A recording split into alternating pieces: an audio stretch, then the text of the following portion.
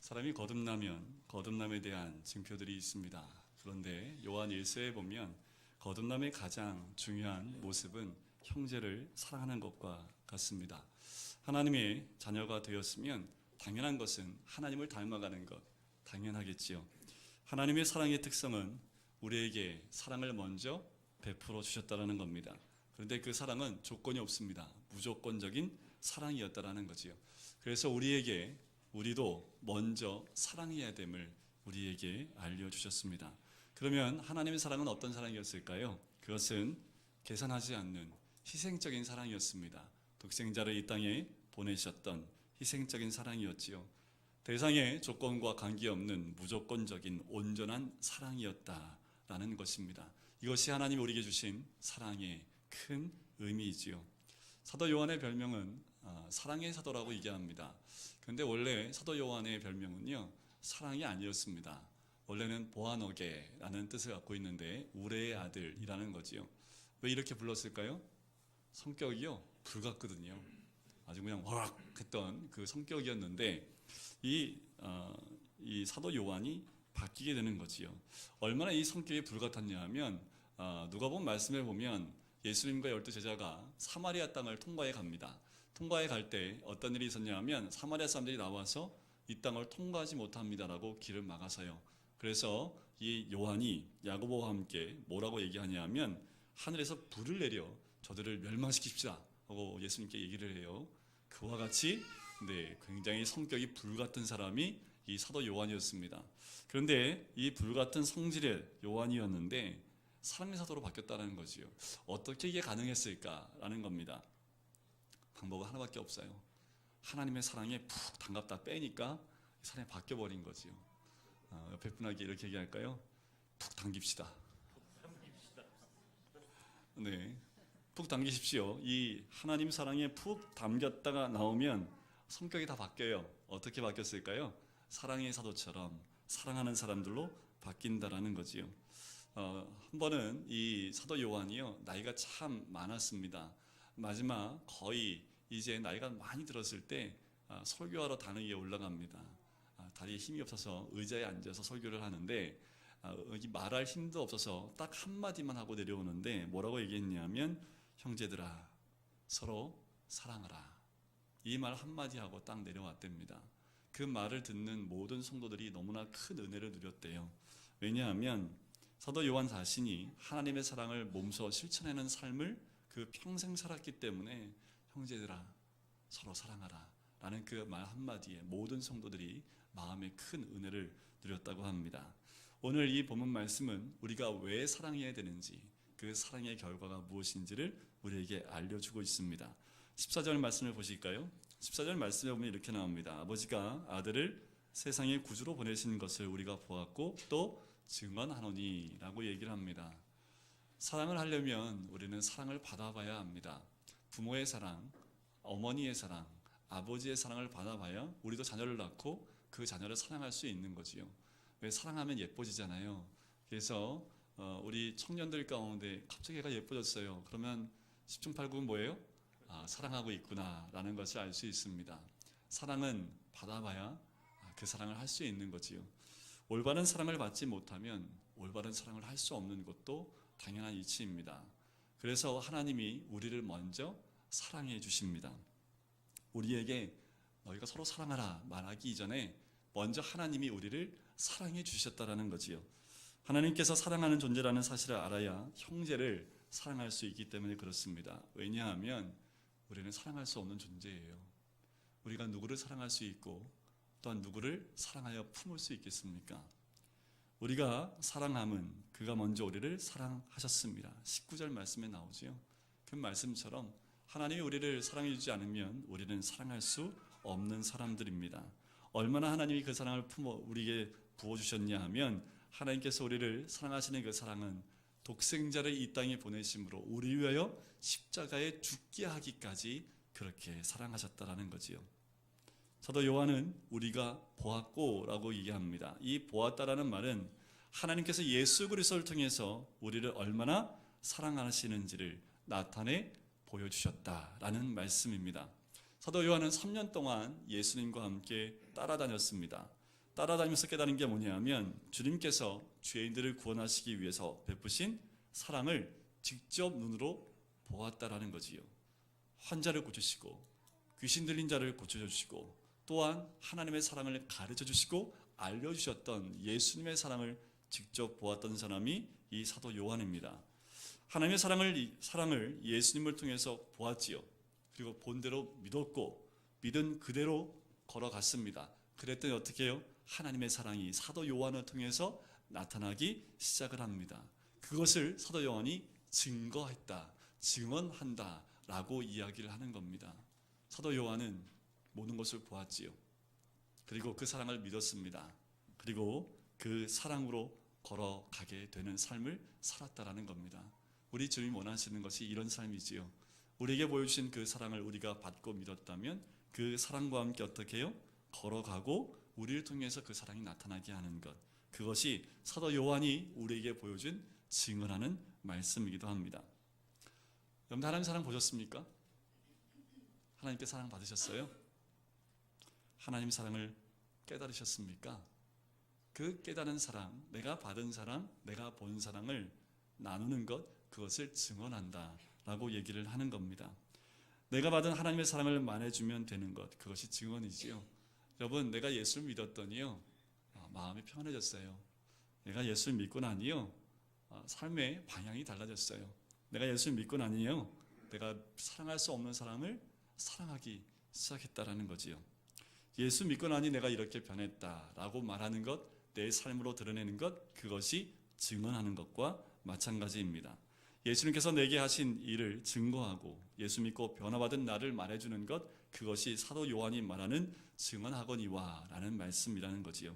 15절 말씀을 보실까요? 누구든지 예수를 하나님의 아들이라 시인하면, 이 말이 뭐냐 하면 복음적인 신앙을 바르게 가지면 이란 뜻입니다. 예수를 하나님의 아들이라 시인하면, 이 말은 하나님의 깊으신 사랑을 바르게 받아들이면 이라는 뜻입니다. 그러면 하나님이 그의 안에 거하시고 그도 하나님 안에 거하신다라는 거지요. 우리 안에 그 하나님의 사랑의 깊음을 우리가 믿음으로 받아들인다면 우리는 하나님의 안에 있는 존재이다. 이 비슷한 말씀이 12절에도 나와요. 12절 말씀을 한번 같이 다시 한번 읽어볼까요? 12절입니다. 어느 때나 하나님을 본 사람이 없으되 만일 우리가 서로 사랑하면 하나님이 우리 안에 거하시고 그의 사랑이 우리 안에 온전히 이루어지느니라. 자, 거듭난 사람의 특징이 뭐라고요? 형제를 사랑하게 된다니까요. 예수님이 하나님의 아들임을 시인하는 사람은 어떤 사람입니까? 바로 서로 사랑하는 사람이지요. 그 사람은 곧 하나님이 안에 거하시고 우리가 하나님 안에 거하는 사람과 같다라고 이야기를 하는 겁니다. 사도 요한이 굳이 예수를 믿는 것을, 하나님의 아들임을 입으로 시인하고 믿는 것을 굳이 표현한 것을 서로 사랑하라 라는 것으로 표현했다라는 겁니다. 16절에 또 반복적으로 나옵니다. 하나님이 우리를 사랑하시는 사랑을 우리가 알고 믿었노니 하나님은 사랑이시라. 계속 반복해서 얘기하지요. 사랑 안에 거하는 자는 하나님 안에 거하고 하나님도 그의 안에 거하시느니라. 그렇습니다. 하나님께서 우리를 사랑하셔서 예수님을 보내주셨으니 하나님의 사랑을 알게 되었고 믿게 되었다는 사실이지요. 사랑 안에 거한다 라는 말은요, 사랑을 실천한다 라는 말입니다. 다시 말씀을 드리면 사랑을 나눈다 라는 거지요. 근데 사랑 안에 거하십니까? 사랑 안에 거한다 라는 것은 사랑하고 있다라는 그 표현이지요. 지금까지는 우리가 왜 사랑을 했는지 이 말씀을 통해서 하나님이 우리를 너무나 사랑하셨기 때문에, 우리가 그 사랑을 받았기 때문에 사랑할 수 없는, 그래서 하나님 안에 거하는 사람은 서로 사랑할 수밖에 없다라고 이야기를 하고 있는 거지요. 생명을 구원해주신 그 사랑을 우리가 입었지요. 사랑할 수 있는 능력을 그래서 우리 하나님이 우리에게 주신 줄 믿습니다. 왜냐하면 그 사랑을 받았기 때문이지요. 그것을 어떻게 알 수 있습니까? 성령을 우리에게 주신 것을 통해서 알 수 있습니다. 13절 말씀에 보면 이렇게 나오지요. 그의 사랑 성령을 우리에게 주심으로 우리가 그 안에 거하고 그가 우리 안에 거하시는 줄을 아느니라. 성령을 우리에게 주심으로, 바로 그 말은 뭐예요? 사랑을 우리에게 주셨다라는 겁니다. 성령께서 우리 속에 오시면 제일 먼저 맺혀지는 열매가 있습니다. 성령의 9가지 열매가 갈라디아서 5장 22절과 23절에 나와요. 3가지씩 분으로 형성이 되어 있는데, 첫 번째가 뭐냐 하면 사랑과 희락과 화평이라는 거지요. 성령이 주어진 사람, 성령이 내 안에 계신 모든 사람들은 무슨 열매를 맺어요? 사랑의 열매를 맺는다라고 이야기를 합니다. 성령의 열매는 성령이 우리 속에 역사하실 때 나타나는 결과라는 거지요. 성령이 우리 안에 역사하고 계십니까? 역사하는 줄 믿습니다. 그럼 우리를 통해서 뭐가 드러나요? 사랑이 드러나게 되어져 있다는 겁니다. 여러 가지 이적과 권능도 귀하지만 이적이나 권능을 행할 때 사랑으로 행하지 않으면 그것은 울리는 꽹과리와 같다라고 이야기합니다. 성령의 은사를 받았다 할지라도 그 은사가 사랑으로 나타나지 않으면 그 모든 은사는 하나님 보시기에 옳지 않다라고 말씀을 한다라는 겁니다. 하나님께 은혜를 받은 자들, 그 모든 사람에게 드러나는 것은 바로 사랑인 줄 믿습니다. 성령의 은혜를 받은 사람이라고 하면 형제를 사랑하지 못하고 은혜를 끼치지 못할 수 없습니다. 하나님의 은혜를 누린 자는 모두 다 하나님의 사랑을 받은 자에게 서로 사랑하는 모습으로 드러나게 되어져 있다라는 겁니다. 성령의 은사를 받았습니다. 그런데 그 사랑의 열매가 아니라 때로는 분열과 나노짐이 나타나고 있을 수도 있고, 시기, 질투, 비판과 헐뜯음 등 때로는 그 성령의 은사를 가지고 교만해질 수도 있지요. 하지만 그것은 성령으로 받은 것이 아닐 수 있다라는 겁니다. 성령의 은사를 받았다면 성령의 은사와 맞게 사랑의 은사가 그들 가운데 드러나야 됨을 의미합니다. 성령이 임하시면요, 제일 먼저 드러나는 것이 하나됨입니다. 그 하나됨은 어떻게 일어나요? 벽돌과 벽돌 사이에 사랑의 악교를 붙이는 거지요. 벽돌과 벽돌을 붙이려면 무엇인가 중간에 발라져야 됩니다. 우리의 사람과 사람이 하나가 되기 위해서는 사랑의 것으로 이것이 서로 붙어 있지 않으면 절대로 우리는 붙을 수 있는 존재가 아니라는 거지요. 성령의 은사를 받은 사람이라면 그 은사를 바르게 사용할 때 형제를 사랑하게 되어져 있습니다. 성령의 은사는 사랑으로 사용되어야 유익함이 드러납니다. 거듭난 사람이라면 누구도 어떤 사람이라도 성령을 모시고 계십니다. 그렇다면 우리 모두는 성령에 의해서 서로 사랑하는 존재가 될 수밖에 없다라는 거지요. 여러분들 안에 성령이 계시면 옆에 분한테 이렇게 한번 고백해 볼까요? 사랑합니다. 네, 이를 악물고 얘기하지 마시고. 네. 자, 그 사랑이 이로써 그 사랑이 우리에게 온전히 이루어진 것은, 자, 어떻게 그 사랑이 이루어졌습니까? 바로 16절 말씀의 말씀대로, 그죠? 하나님의 사랑이시라 사랑 안에 거하는 자, 사랑 안에 거하는 자. 그래서 하나님 안에 거하고 하나님이 우리 안에 거하는 그 사랑이 우리에게 온전히 이루어진 것은 우리로 심판날에 담대함을 가지게 하려 함이라는 거지요. 우리로 하여금 하나님 앞에 담대하게 할 수 있는 그 놀라운 사랑이 온전히 이루어진 것, 그 사랑이 뭘까요? 그 사랑은 하나님이 우리를 구속해주는 그 놀라운 사랑입니다. 그 사랑을 믿고 받아들인 모든 자에게는 심판날에 담대함을 가질 수밖에 없다라는 거지요. 우리로 심판날에 담대함을 가지게 하려 함이니, 그 말은 심판날에 담대할 수 있는 사람이 누구겠습니까? 바로 하나님의 그 놀라운 사랑이 온전히 이루어진 사람 아니겠습니까? 어떤 책에 보니까 이런 예화가 있어요. 천국에 이제 갔더니요, 천국 문이 있더래요. 천국 문에 항상 뭐가 있어요? 문지기가 하나씩 다 있습니다. 근데 어떤 사람이요, 이만한 짐을 하나 가득 이고 오는 거예요. 그게 뭔가 이렇게 열어봤더니 금주, 금연, 자선사업, 교회 봉사, 뭐 헌금 이런 것들을 잔뜩 이고 온 거예요. 그때 문지기가 딱 보더니 뭐라고 하냐면, 천국문은 작기 때문에 그거 가지고 못 들어가요. 빠꾸 시켰대요. 근데 어떤 사람은 이상한 개나리꽃집 하나를 딱 들고 오는 거예요. 그래서 문지기한테 당신은 뭘 들고 오십니까? 저는 믿음을 들고 옵니다. 들어가시지요. 했다라고 하더라고요. 우리가 하나님 앞에 담대함을 할 수 있는 것은 구속의 사랑입니다. 예수를 믿는 그 구속의 사랑을 믿는 믿음이지요. 그런데 우리는 때로는 다른 것에 우리의 마음을 빼앗겨서 이 담대함을 상실하는 경우가 있지 않은지 모르겠습니다.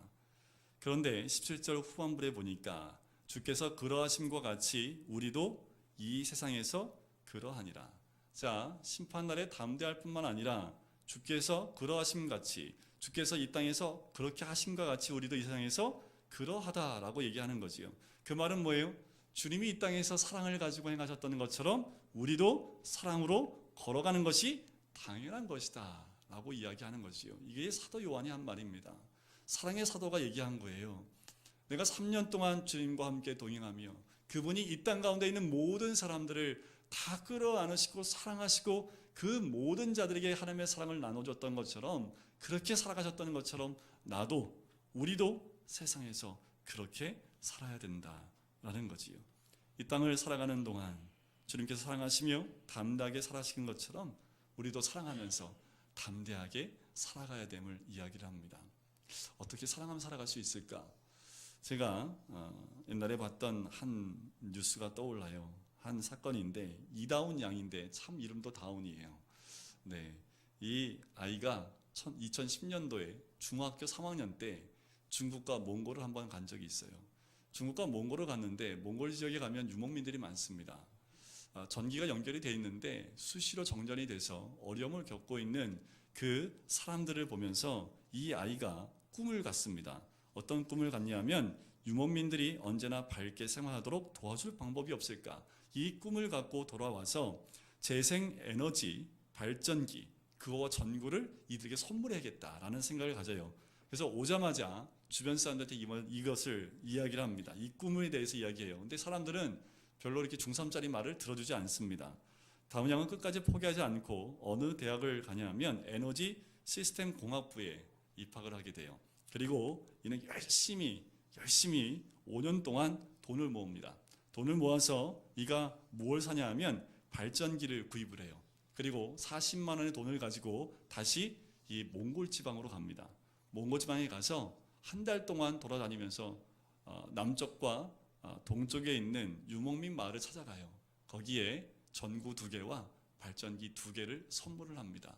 그리고 밤에 어린 아이들이 와서 그 빛 가운데 모여있는 모습을 보고 이 다운 양이 너무나 큰 사랑을 나눈 그 뿌듯한 가슴을 이 기사로 제가 읽은 적이 있습니다. 여러분, 사랑은 이런 게 아닐까요? 내가 무엇을 가지고 있는 것보다 내 주위에 있는 사람들에게 하나님께 받은 것을 나누는 것, 그것이 바로 이 땅에 예수님이 살아갔던 그 모습이 아닐까라는 생각을 해보게 됩니다. 18절 말씀을 보실까요? 사랑 안에 두려움이 없고 온전한 사랑이 두려움을 내쫓나니 두려움에는 형벌이 있습니다. 두려워하는 자는 사랑 안에서 온전히 이루지 못하였느니라. 자, 온전한 사랑은 어떤 사랑이냐면 하나님처럼 사랑하는 것을 의미합니다. 우리는 이미 하나님의 소유인 줄 믿습니다. 우리는 이미 하나님 백성 된 줄 믿습니다. 이 땅에 살고 있지만 우리는 우리들의 그 시민권은 어디에 있어요? 저 하늘에 있는 줄 믿습니다. 제가 광야 세미나를 하면서 믿음, 소망, 사랑 중에 제일은 사랑이라. 왜 사랑이 제일인지 아십니까? 하면서 제가 설명하다가 흐지부지됐던 걸 제가 기억을 해요. 다시 한번 말씀드려 볼게요. 사랑이니까. 믿음, 소망, 사랑 가운데 제일이 사랑인 이유는 다 있을 것이지만 세상에서 구원받기 위해서 뭐가 필요하다고요? 믿음이 필요합니다. 광야를 통과할 땐 뭐가 필요해요? 소망이 필요하지요. 가나안, 하나님 나라에서는 무엇이 필요합니까? 사랑이 필요한 거지요. 하나님 나라 백성의 삶의 원리는 사랑입니다. 다른 것이 필요 없어요. 믿음, 소망, 사랑은 다 있지만 그 중에 제일인 것은 무엇이에요? 하나님 나라의 삶의 원리가 사랑이기 때문에 사랑이 최고라는 거지요. 하나님의 사랑이 자기에게서 완성되는 것, 그것이 바로 온전한 사랑입니다. 이 온전한 사랑이 완성된 사람은 두려움을 내쫓게 되어져 있다는 거지요. 아무리 세상을 다 가지고 있어도 우리 마음에 사랑이 없으면, 완성되지 않으면 두려움이 있을 수밖에 없습니다. 광야를 통과하는 인생 가운데는 두려움이 있을 수밖에 없다라는 거지요. 하나님이 우리에게 찾는 것 딱 한 가지입니다. 여러분들 많은 것 찾고 계신 거 아니에요. 우리에게 찾는 것 딱 한 가지입니다. 뭘 찾으실까요? 사랑입니다. 우리가 사랑 안에 있는지 없는지 그것만 보고 계신다는 거지요. 하나님을 목숨을 다하여 사랑하고 내 이웃을 내 몸처럼 사랑하라. 이 계명을 우리에게 주셨다라는 거지요. 그런데 스데반 집사님 아시지요? 복음을 전하다가 돌에 맞아 죽습니다. 그 순간에도 스데반 집사가 기도했던 내용이 이겁니다. 이 죄를 그들에게 돌리지 마옵소서라고 기도한다라는 거지요. 스데반은 죽음 앞에 두려움이 없습니다. 왜냐하면 그 가슴 가운데 하나님의 사랑이 온전히 이루어졌기 때문에 그렇지요. 교회는 이런 모습들이 있어요. 전에 교회도 청년들이 단기 선교를 떠날 때 부모하고 크게 대판 싸우고 나온 애들이 있어요. 가지 말라고, 가지 말라고 엄마하고 아빠하고 실갱이 하다가 대판 싸우고 단기 선교 가는 아이들도 봤습니다. 그런데 선교지 갈 때 뭘 가지고 가요? 하나님 사랑을 가지고 가야 되는데 깨진 사랑 가지고 가면 되겠습니까? 그 모습 보면서 참 마음이 아프더라고요. 부모와의 관계 가운데 사랑이 회복되고 가야 되는데 깨진 상태로 가는 경우로 봤고요. 또한 교회 안에서 여러 가지 다투는 모습들이 참 많이 등장해요. 이 사람 하는 게 내 마음에 안 들어요. 그렇게 하지 말라고 합니다. 그럼 그렇게 해요, 안 해요? 하지요. 그러면 계속 싸워요. 이게 죄송합니다. 이 여전도회 안에서 이제 이런 다툼들이 간혹 좀 일어나요. 저희 교회는 없는 줄 제가 압니다. 그런데 전에 있던 교회는 꽤 컸어요. 여전도회가 수백 명이 되니까 수백 명이 모이니까 말이 참 많지요. 주장도 많고 조금만 잘못되면 지적하고 이야기하는 경우가 많습니다. 그 마음은 알아요. 잘못된 게 있으면 바로 고치려는 마음인 줄 알아요. 그런데 싸운다고 이게 바로 잡아집니까? 그렇지 않지요. 사도 바울은 이렇게 얘기합니다. 사랑이 없으면 내가 아무것도 아니요 라고 얘기합니다. 사랑이 없으면 아무것도 아닙니다. 봉사도 헌금도 성경을 많이 공부해도 기도를 아무리 유창하게 해도 아무 소용이 없습니다. 사랑이 없으면 아무것도 아니라는 거지요. 교회는 그 사랑으로 움직여 가는 것인 줄 믿습니다. 20절 말씀을 같이 한번 읽어볼까요? 누구든지 하나님을 사랑하노라 하고 그 형제를 미워하면 보지 못하는 바 하나님을 사랑할 수 없느냐. 찔려라. 그런 분들 계십니까 혹시? 누구든지라는 말은요, 어떤 사람들입니까? 하나님의 사랑을 받은 성도라면 이란 뜻입니다. 누구든지, 여기에 누구든지 안 드시는 분 있으십니까? 다지요. 모든 사람에게 얘기합니다. 하나님을 사랑한다라고 말한다라는 것은 복음을 깨달고 믿고 받아들인 사람이다라는 얘기지요. 그런데 놀라운 것은 하나님의 그 사랑을 받았는데 형제를 미워해요. 그러면 이 사람은 그 사랑을 받은 사람이에요? 안 받은 사람이에요? 받지 못한 사람이다라고 이야기를 하고 있는 겁니다. 하나님을 사랑하노라 하면서 형제를 미워하는 사람이라면 자기 자신을 살펴봐야 돼요. 자, 하나님 사랑하시죠? 미워하는 사람 한 명도 없지요?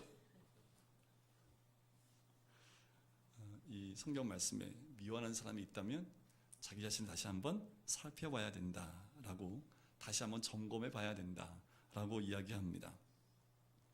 우리가 기도를 아무리 유창하게 하고 찬양을 아무리 잘하고 한다 하더라도 혹시 내 입에서 누구를 비판하거나 또한 누구에 대해서 무엇인가 얘기하는 마음들이 있다면 빨리 우리 중심을 말씀으로 옮기셔야 됩니다. 어떤 말씀이요? 형제를 사랑하라 라는 말씀으로 옮겨야 된다는 거지요. 보이는 형제를 사랑하지 않으면서 보이지 않는 하나님을 사랑한다는 말씀, 사랑할 수 없다라는 거지요. 쉽게 말씀드리면 이런 거예요. 쉬운 거부터 할래? 어려운 거부터 할래? 라는 거죠. 뭐가 쉽고 뭐가 어려워요? 뭐가 쉬워요? 눈에 보이는 사람 사랑하는 게 쉽지요. 뭐가 어려워요? 눈에 안 보이는 하나님 사랑하는 게 그게 어렵지요. 눈에 안 보이는, 근데 우리는 뭐부터 해요? 어려운 거부터 해요. 그죠? 늘 무릎 꿇고 하나님 사랑합니다. 그리고 제일 쉬운 거는 그냥 내버려둬요. 여러분들 수학 공부할 때도 쉬운 거부터 풀어야지 어려운 거부터 붙잡고 끙끙거리고 있으면 쟤는 영락 없어요. 수학 못해요. 신앙도 마찬가지더라고요. 신앙도 어려운 사랑부터 먼저 끙끙거리고 있으면요, 신앙생활 잘 못하더라고요. 눈에 보이는 아주 쉬운 것부터, 눈에 보이는 형제와 자매를 사랑하는 것부터 시작을 하면 어려운, 눈에 보이지 않는 하나님을 사랑하는 건 당연히 연결되는 줄 믿습니다. 사랑하시죠? 21절 보실까요? 우리가 이 계명을 주께 받았나니 하나님을 사랑하는 자는 또한 그 형제를 사랑할지니라. 자, 이 계명이 뭘까라는 거지요. 이 계명은 우리 예수님이 이 땅에 오셔서 마지막 교훈으로 제자들에게 남겨준 그 교훈, 그 계명입니다. 새 계명을 너희에게 주노니 너희가 서로 사랑하라. 어떻게 사랑하라고요? 내가 너희를 사랑한 것 같이 서로 사랑하라. 근데 이 서로 사랑하라는 말은요, 새로운 게 아닙니다. 구약 말씀에도 나와 있는 말씀이지요. 그럼에도 불구하고 예수님이 다시 말씀을 한 것은 뭐냐면 사랑을 실천하는 것을 얘기하는 겁니다. 어떻게요?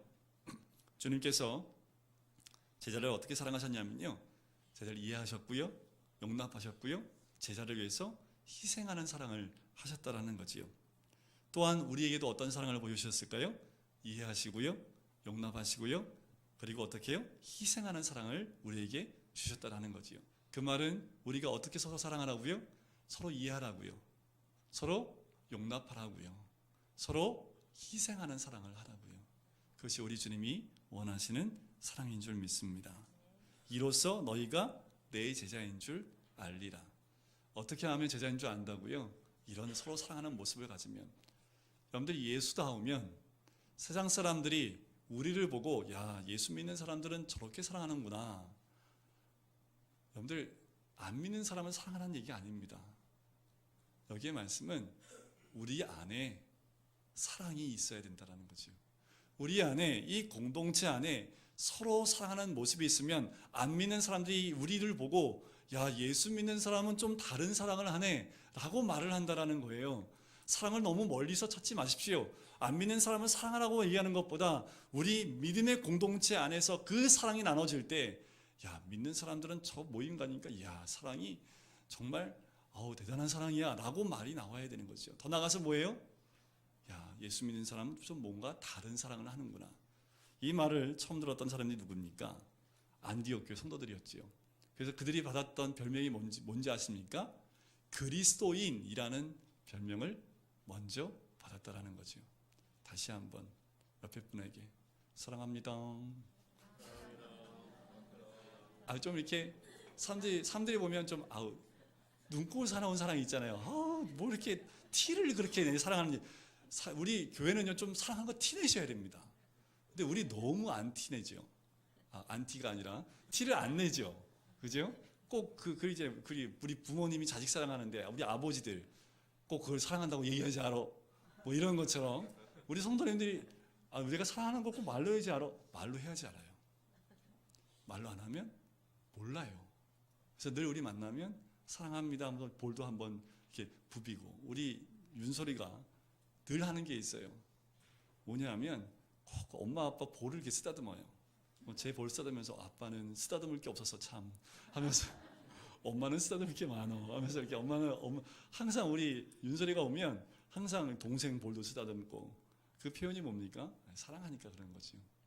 그렇다고 서로 이렇게 하라는 거 그런 건 아니지만, 여러분들 우리 안에 그런 사랑들, 여러분들 사랑을 표현하는 것들, 그것이 풍성해질 때 이 교회 밖에 있는 사람들이 우리의 사랑을 보고 그 사랑을 느끼고 나누게 된다는 거지요. 요한복음 15장 12절 말씀에 보면 내 계명은 곧 내가 너희를 사랑한 것 같이 너희도 사랑하라 하는 것이니라 라고 얘기하는 거지요. 자, 하나님을 사랑하는 자는 또한 그 형제를 사랑할지니라 라고 얘기합니다. 하나님을 사랑하는 자, 그 사람은 바로 사랑 안에 거하는 것을 의미합니다. 근데 이런 경우가 있어요. 목사님, 사랑하고 싶은데 도저히 쟤는 못 사랑하겠어요. 다 사랑하는데 쟤는 안 돼요.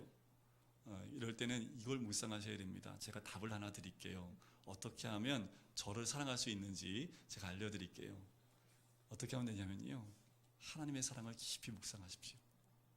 나를 사랑하신 하나님의 사랑을 깊이 깊이 묵상하세요. 그러면 사랑할 수 있습니다. 우리가 하나님의 사랑을 묵상하는 경우가 별로 없어요. 하나님의 사랑을 우리가 다시 한번 우리가 또 기억해보고 또 되새겨보고 또 자꾸만 묵상하게 되면 내 안에 그 사랑이 묻어나게 되고 자연스러워진다라는 거지요. 그런데 우리는 그러지 않을 때가 더 많다라는 거지요. 로마서 13장 10절 말씀에 보면 사랑은 율법의 완성이다 라고 얘기합니다. 갈라디아서 5장 13절 말씀에 보면 사도 바울이 이렇게 얘기합니다. 오직 사랑으로 서로 종노릇하라. 오늘부터 나는 당신의 종입니다 하고 사시면 돼요. 네? 오늘부터 나는 당신의 종입니다. 우리 성도들 가운데 서로가 서로에게 나는 당신의 종입니다. 그러면 고개 숙이고 다닐 수밖에 없지요. 그지요? 네, 종이라고 했더니 종 부리듯이 또 하면 안 되니까. 네, 이 말은 뭐냐면 섬겨라라는 거예요. 섬겨라. 어떻게 해요? 서로 섬김의 사랑을 나누라라는 거지요. 그것이 믿음의 공동체 안에 나눠야 될 사랑인 줄 믿습니다. 그래서 우리 안에 이 사랑이 나눠짐을 통해서 우리 가족이 그리고 내 이웃들이 우리를 통해서 하나님을 만날 수 있기를 주의 이름으로 간절히 축원드립니다. 추석이잖아요. 이제 많은 가족들이 모입니다. 그 가족들 가운데 믿지 않는 가족들도 있지요. 그들에게 복음을 전하는 방법은요, 딱 하나밖에 없어요. 섬기고요, 희생하고요. 정말 그래도 하나님의 사랑으로 사랑하는 그 모습이 보여지면 그 사랑의 모습을 통해서 우리 식구들이, 내 친척들이 하나님을 발견하게 될 줄 믿습니다. 이번 추석에는 여러분들의 사랑으로 여러분들의 가족을 다 녹여버리는 귀한 은혜가 있기를 주님의 이름으로 간절히 축원드립니다. 우리 기도할까요?